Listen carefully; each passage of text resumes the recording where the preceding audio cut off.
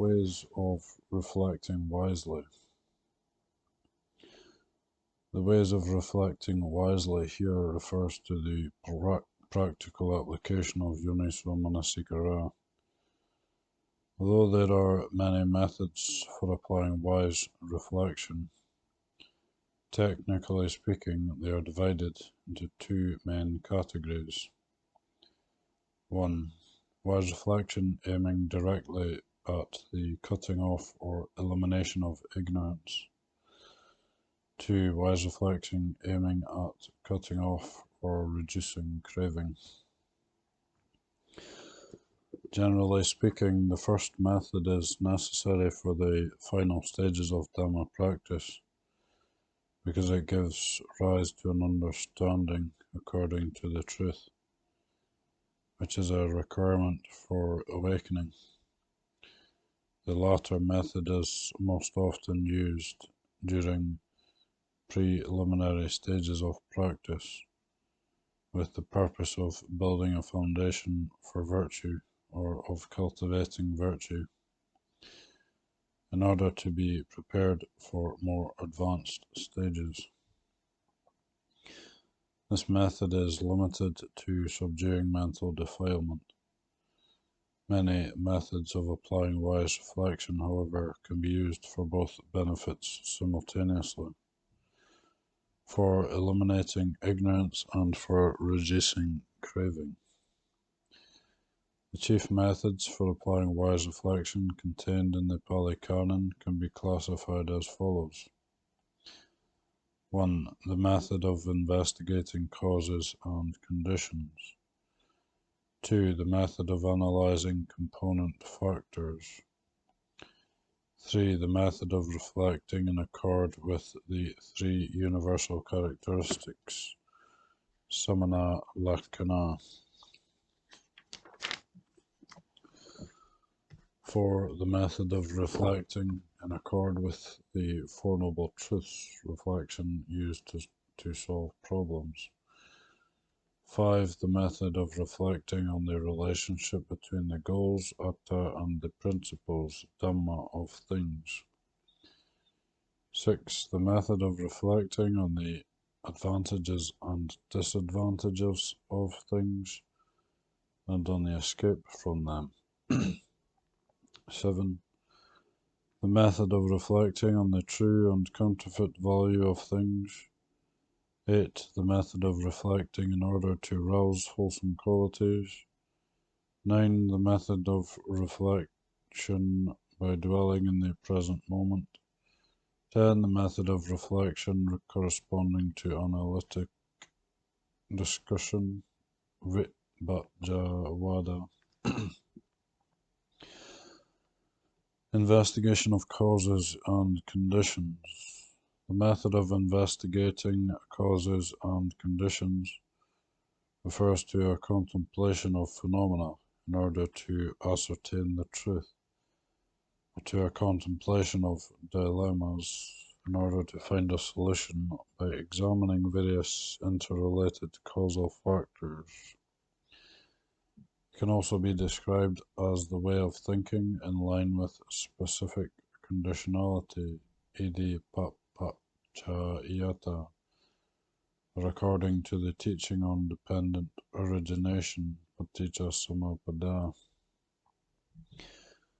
This is a fundamental form of wise reflection, and it is sometimes referred to when describing the Buddha's awakening.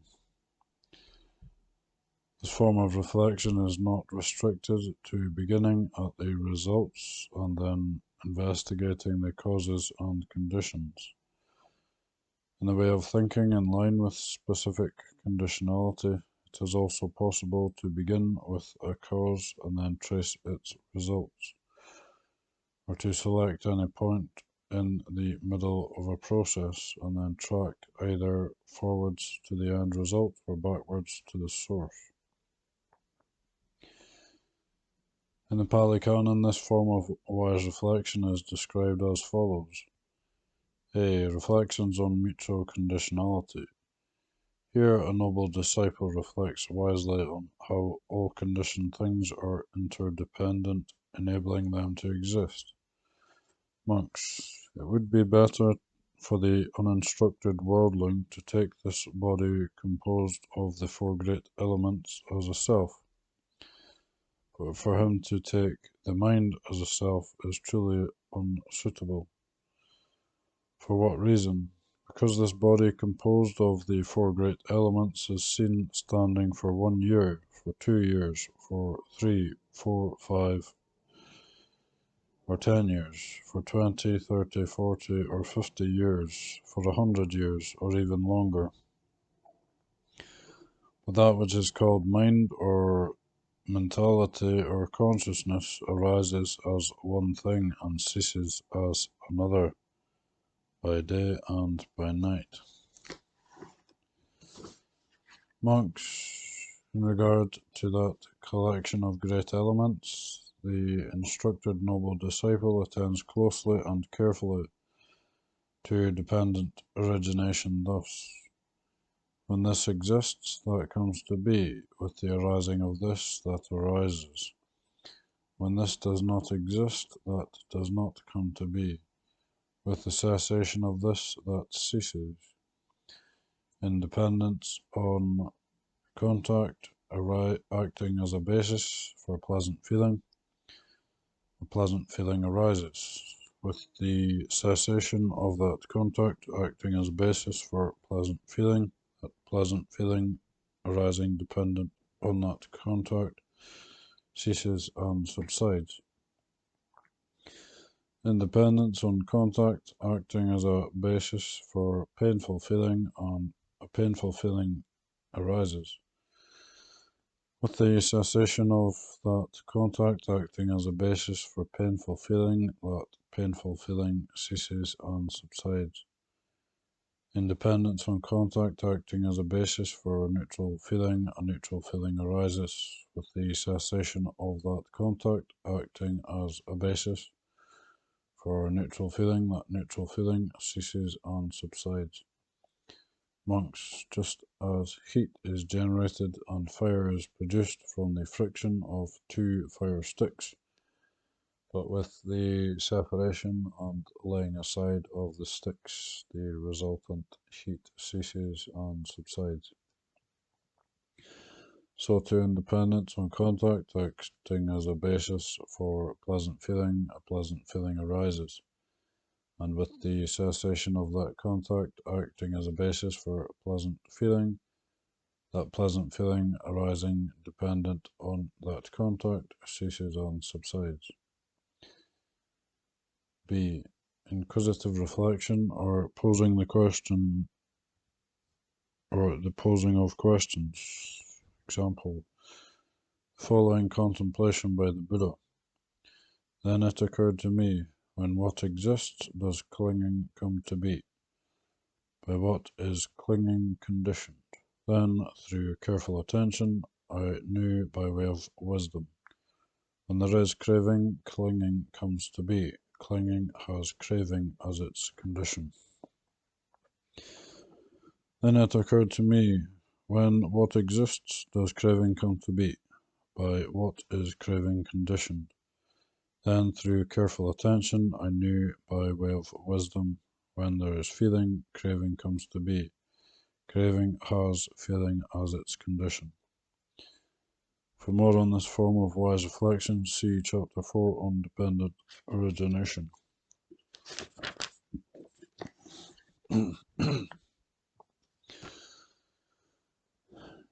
Analysis of component factors. The analysis of component factors, or the elaboration on a specific subject matter, is another form of reflection, which aims to generate an understanding of things as they truly are. This form of contemplation is most often used to recognize the true insubstantiality or selflessness of all things, in order to give up clinging to conventions and designations, samadhi panyati. In particular, this refers to a contemplation of beings or people as existing merely as a collection of assorted aggregates, khandha, each of which exists dependent on subsidiary conditional factors. This form of reflection is conducive to seeing the selfless nature of things anatta. A clear discernment of the selfless nature of things, however, normally requires the simultaneous participation by the previous kind of reflection, investigative reflection, and or the following kind of reflection, reflection in accord with the three characteristics see below. Through careful analysis, one sees how the five aggregates are interdependent and subject to related causes and conditions. They are not truly independent. Moreover, these aggregates and conditional factors all proceed according to natural laws. That is, they exist in a perpetual state of rise and decay. They are unstable, unenduring, and impermanent.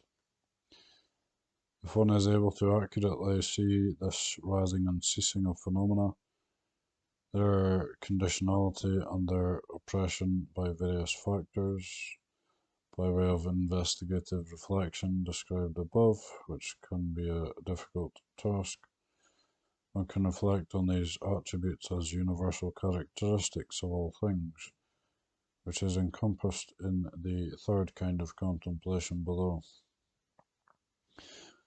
In the Pali Canon, this second kind of wise reflection is mentioned together with the third kind. The commentaries, however, which are aligned with later Abhidhamma texts, prefer to distinguish this second kind of reflection, and they classify it as a mode of detailed analysis, Bhaja. Furthermore, they tend to begin with a basic analysis by focusing on mentality and corporeality, Namarupa, rather than immediately analyzing the five aggregates. This kind of reflection is not restricted to analyzing and distinguishing various factors. It also includes classification and categorization. The emphasis, however, is given on analysis, and it is thus referred to as vibhajja, detailed analysis.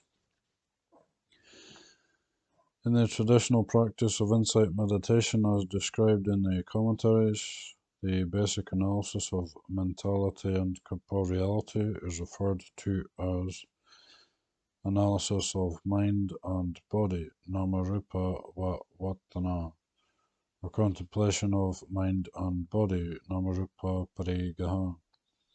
Here one does not look at people according to their conventional names and designations of being them or us, Mr. A or Mrs. B.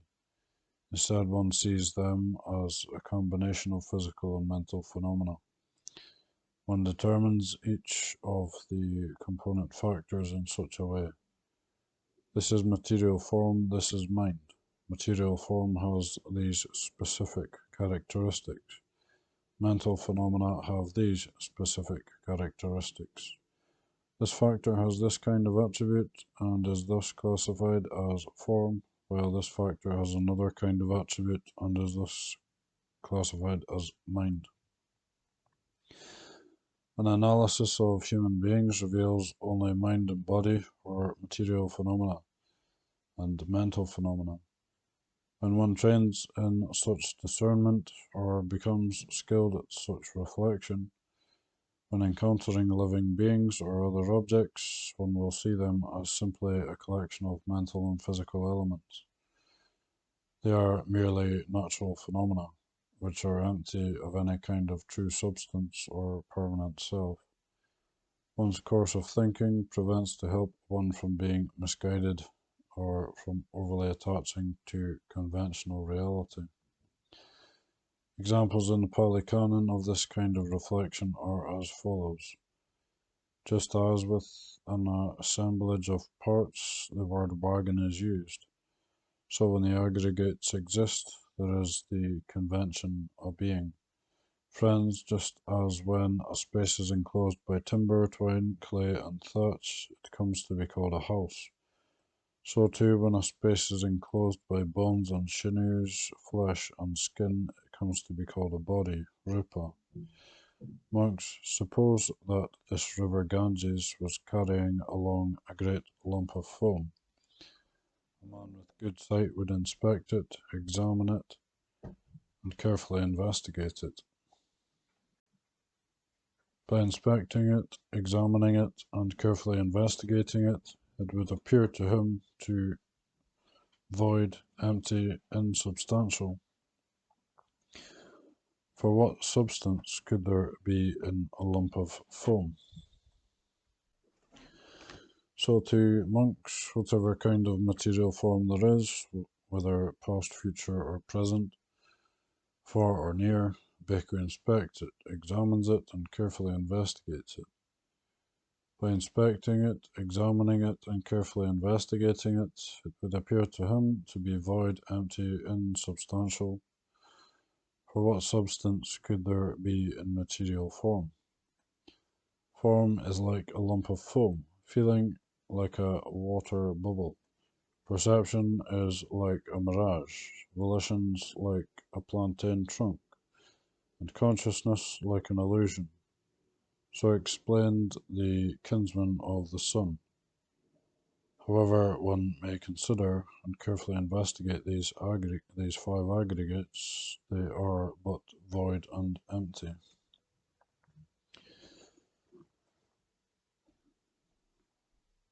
Reflection in line with universal characteristics. Reflection in line with universal characteristics, or reflective discernment of natural truths, refers to a clear understanding of things as they are, an understanding of how things exist and must exist according to their own nature. The focus of this reflection is on living beings and things that ordinary people are aware of. That is, conditioned things, things arising from and shaped by causes and conditions and subject to conditionality. One of these natural truths is the law of impermanence, that all conditioned things, once they are arisen, must cease. They are inconstant, unstable, unenduring, and impermanent, anicca. Likewise, all conditional factors, both internal and external, perpetually arise and cease. Their interaction with one another causes conflict and friction, which result in conditioned things being under pressure. They are unable to maintain an original state of existence, and they are subject to alteration and disintegration, a truth which is referred to as dukkha. The very nature of conditioned phenomena means that they do not belong to anyone. They are not subject to anyone's wishes or desires. They cannot be truly owned or controlled by anyone.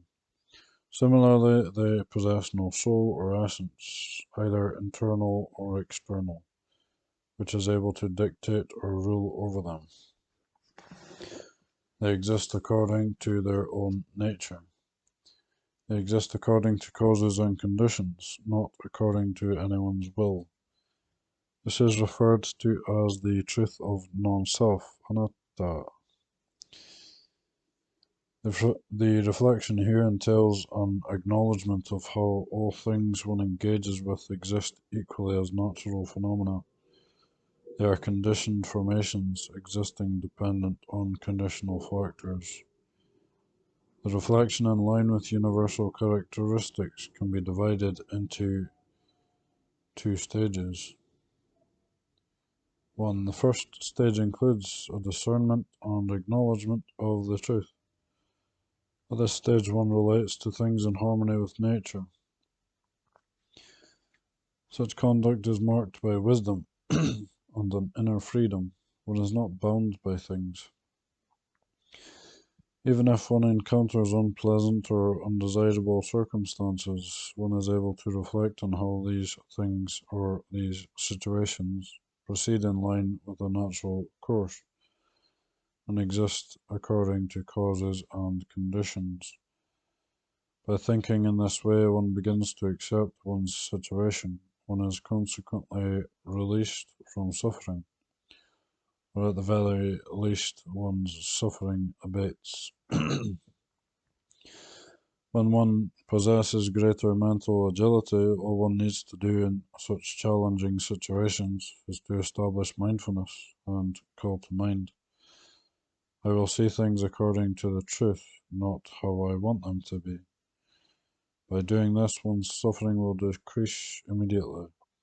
Because one begins to be released, one does not subject oneself to pressure. Indeed, one does not create a sense of self that is subject to oppression. 2. The second stage includes managing and resolving things in line with causal factors. Here one acts with insight, wisdom, and freedom. When one acknowledges the conditional nature of things and one wishes for things to be a particular way, one studies and understands the causes and conditions required for things to reach a desired result. One then acts and deals with things at their specific conditional factors. When one fulfills the necessary conditions, irrespective of whether one desires the result or not, will occur automatically. Similarly, if these necessary conditions are lacking, the result will fail, regardless of one's desires. In sum, one deals with things by way of knowledge and in line with conditional factors, not through willpower or desire. In regard to Dhamma practice, all one needs to do is acknowledge one's wishes, determine the relevant causes and conditions, and then deal with matters at the point of these conditional factors. By practicing in this way, one extricates oneself from problems. One is not bound.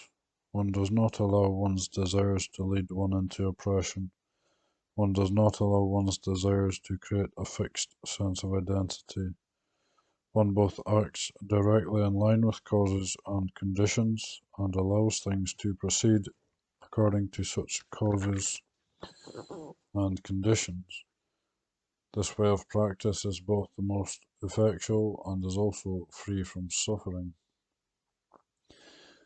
This second stage of reflection in line with universal characteristics is related to the fourth kind of reflection described below. That is, the fourth kind of reflection takes over from the third. In the traditional practice of insight development, Vipassana, which was developed into a formal system described in the commentaries, the teaching on the 7 forms of purity, Visuddhi, is used as the master template. In this context, the commentaries use the list of different forms of knowledge jnana described in the Patisambhidamagga as a set of criteria, and maintain the basic contemplation of phenomena, of separating them into mind and body, nama-rupa. According to this teaching, the development of insight is set down as a system containing clearly defined progressive steps. The 3 kinds of reflection mentioned so far are included in this system, in which they are combined into a distinct group of affiliated methods of reflection. The order in which they are presented, however, differs from the order presented above. 1. The first step entails analytical reasoning or an investigation into component factors. Method number 2, described above. Here one distinguishes between mental and material phenomena. One determines what is mind and what is body, what are the different kinds of material and mental phenomena, and what sort of attributes these distinct phenomena possess. This step is referred to as contemplation of name and form, Namarupa Parigaha, analysis of name and form, Namarupa Vatana. division of name and form, Namarupa Paricheda, or division of formations, Sankara Paricheda. It is classified as purity of views, Ditthi Visuddhi, the third of the 7 kinds of purity. The objective here, however, is primarily on understanding and distinguishing phenomena on component factors, to know which things one encounters are comprised of materiality and which are comprised of mentality, rather than emphasizing analysis in general. 2. The second step entails an investigation of conditionality, method 1 described above. Here one searches for and contemplates the causes and conditions of material and mental phenomena in various ways. For example, to contemplate in line with the teaching of dependent origination, to contemplate ignorance, craving, grasping, volitional actions, kama, and nourishment, ahara, to contemplate in accord with the cognitive process, say by contemplating how I consciousness depends on the I and material forms, and to contemplate according to the cycles of volitional actions, kama, and their results, vipaka. All of these contemplations are part of the contemplation on dependent origination. They simply separate and highlight different aspects of this teaching. This step is referred to as contemplation of the conditions for name and form, Namarupa Paccaya Parigaha, or in short, an analysis of conditions, Paccaya Parigaha. When this contemplation is complete, it gives rise to an understanding referred to as knowledge of the relationship of things, Dhammatiyana, knowledge according to reality, Yatabhutayana, or right vision, Samadasana. This step is classified as purity of knowledge leading to the end of doubt, Kanka Vitarana Visuddhi, the fourth of the 7 kinds of purity. 3. The third step entails a thorough understanding of nature or reflection in line with universal characteristics, method 3 described above. Here one contemplates mind and body, or conditioned phenomena, according to the teaching on the 3 characteristics. One sees things as impermanent and unstable, anicca, subject to the stress of conditioning factors, dukkha, and as non-self, anatta. They do not exist as independent entities, they are ultimately insubstantial, and they cannot be truly owned by anyone or controlled by way of desire. This step is referred to as investigative knowledge, samasana yana. It is the beginning of purity of knowledge regarding path and not path, magga, yana, dasana, visuddhi. The fifth of the 7 kinds of purity. The following passages from the Pali Canon describe the joint application of the 2nd and 3rd kinds of reflection mentioned above, the method of analyzing component factors, and the method of reflecting in accord with universal characteristics. Monks, attend carefully, yoniso manasikara, to form and recognize the impermanence of form as it really is. Attend carefully to feeling and recognize the impermanence of feeling as it really is. Attend carefully to perception and recognize the impermanence of perception as it really is. Attend carefully to volitional formations and recognize the impermanence of volitional formations as they really are. Attend carefully to consciousness and recognize the impermanence of consciousness as it really is. An instructed bhikkhu should carefully attend to the 5 aggregates subject to clinging as impermanent, as oppressed by conditioning factors, as non-self. The following passage describes an investigation of conditionality combined with a reflection in line with universal characteristics. The objective of this joint contemplation is to gain a thorough understanding of reality, to realize mental freedom, and to be free from suffering. Monks, dwell with yourselves as a sanctuary, with yourselves as a refuge, with no other refuge. With the Dhamma as a sanctuary, with the Dhamma as a refuge, with no other refuge. When you dwell with yourselves as a refuge, with the Dhamma as a refuge, with no other refuge, you should reflect wisely thus. From what are sorrow, lamentation, pain, grief, and despair born? What is their source? Monks, from what are sorrow, lamentation, pain, grief, and despair born? What is their source?